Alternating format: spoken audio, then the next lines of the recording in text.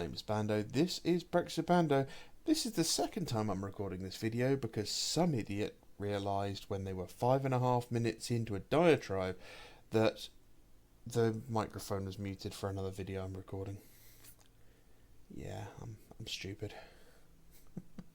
So, this Saturday, a new chapter of the ongoing saga of the Age of Darkness begins as the tech magi of Mars take up arms for the loyalist and traitor causes in a new campaign book for Warhammer the Horus Heresy. Terrible technologies and legions of automata will be unleashed when the Martian Civil War goes up for pre-order this week. So, we have a new book. And, yeah.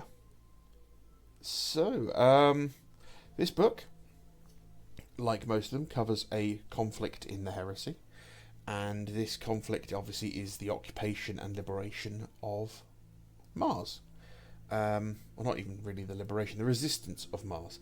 For those of you who don't know, Mars, obviously the technological powerhouse that it is, fell to the traitors very early on because Horus basically said to the Fabricator General, all those pesky OSHA laws that are in place to stop you doing all the really cool things, I'm going to let you do them. You know, you can mix all the Mentos with the Coke you want, you can put bottles of wine in the microwave, you can run with scissors if you want. So Mars basically rebelled very early on in the heresy. I say very early on, it wasn't particularly very early on. But they threw their lot in with the traitors, and the Imperial Fist blockaded the planet and wouldn't let anyone off. And this book covers 3 sort of distinct time periods of this conflict. I love this piece of art, by the way. The look of the sort of Lancer Knights just holding their lances up like that, like they're waiting in the rain. I just think that looks terrific. Fantastic piece of artwork. Really now want to get myself a Lancer Knight, and I hate it.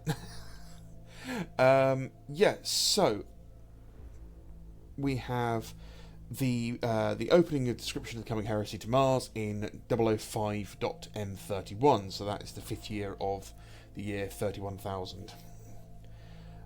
Culminating in the battle of Mundus Gamma and Mundus Oculum, which we see the desperate mission to retrieve priceless stocks of the newest pattern of Astartes power armour by Sigismund the Black Templar and Camber Diaz of the Imperial Fist.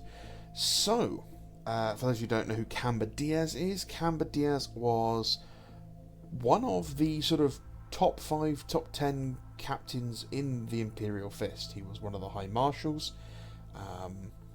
and decided to throw his lot in holding the one of the bridges near one of the spaceports on Terra, despite Dawn telling him that basically, really dumb move, it's not worth holding, just fall back. And he said, absolutely not, I said I'd hold this bridge, I'm holding this bridge. And he drew a line in the sand and said, I will not cross this line for my lord Dawn. And he did not cross that line, despite the world eaters crossing it. Yes, he unfortunately does not survive the Siege of Terra, but he certainly holds his own during Saturnine. At one point, literally, doesn't even need a power fist, just starts punching Space Marines' faceplates in with his bare hands. Yeah, the bridge fight on Saturnine is awful.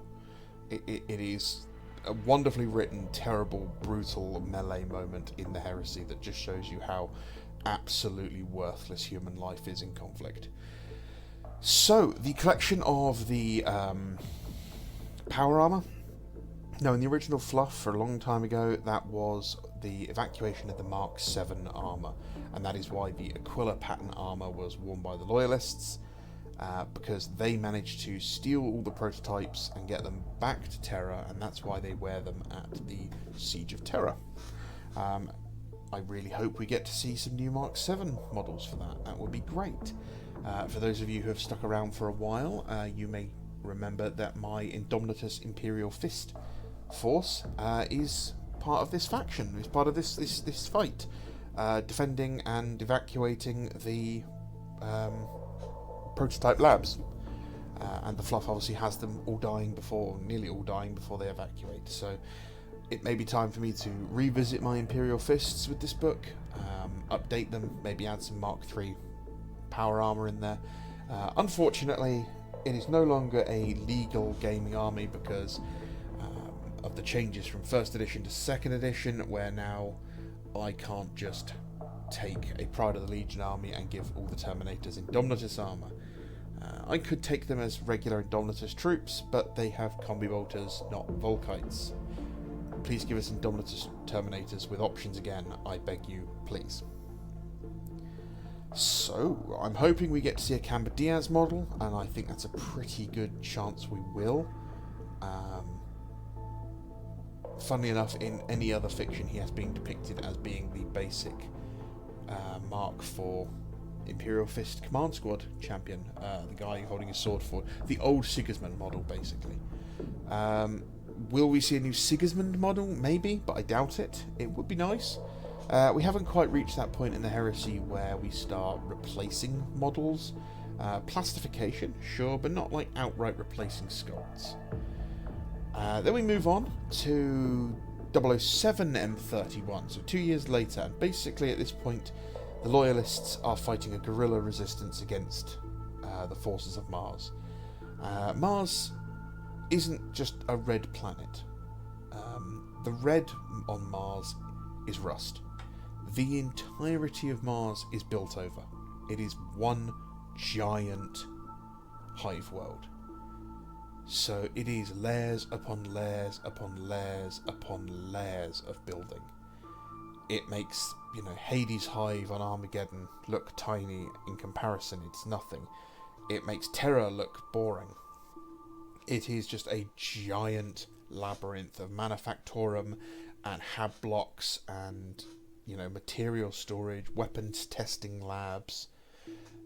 It is a great big warren and very easy for them to run and hide, which is where the Raven Guard come in. So Malkador the Sigiliite doesn't want to leave Mars on its own, so probably getting in the way of Dawn and defying his orders, he gets Chorus Corax and a decapitation force of the 19th Legion to slip in and start wreaking bloody vengeance upon the traitors in the so-called Perditum or Perditium incursion. Looking forward to that. Again, I have a Raven Guard army. I like the Raven Guard. Maybe we may even see another Knight Errant turn up during this. That could be quite interesting. And the third chunk of the story comes towards the end in 013 M31.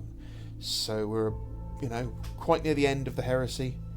And features two separate yet coordinated operations launched by Roble Dawn in response to Terra being attacked by a sensor-baffling scrap code transmission as the Warmaster Advance Guard approaches.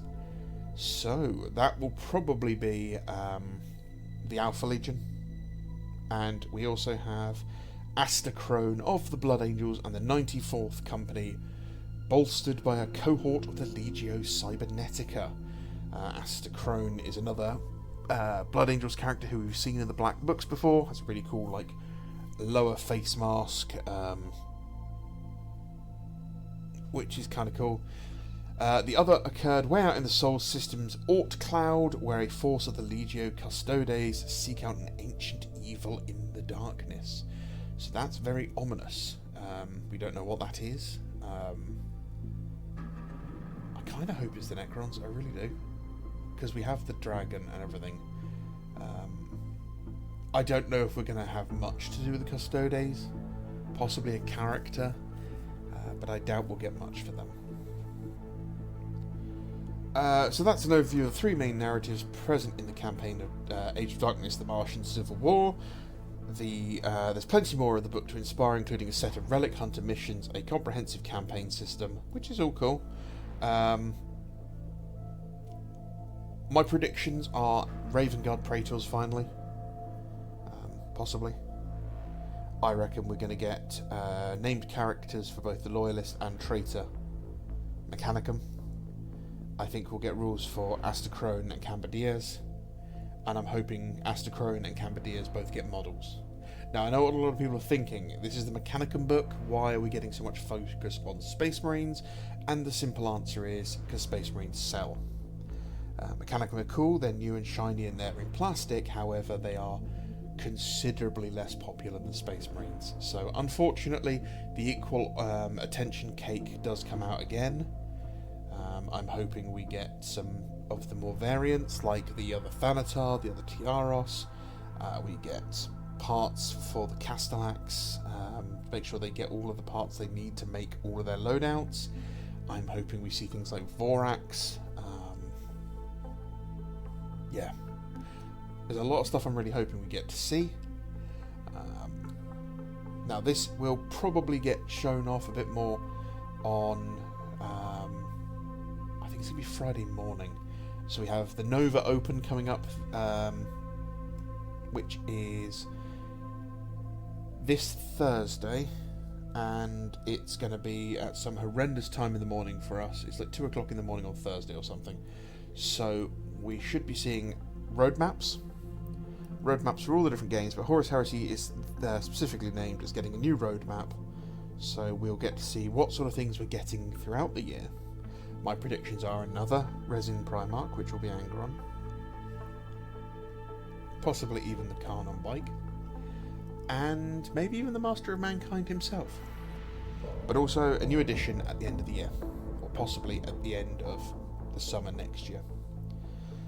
So yeah, let me know what you think. Let me know what you are looking forward to. Which of these pieces of artwork has been your favourite? It's this one. It's definitely this one.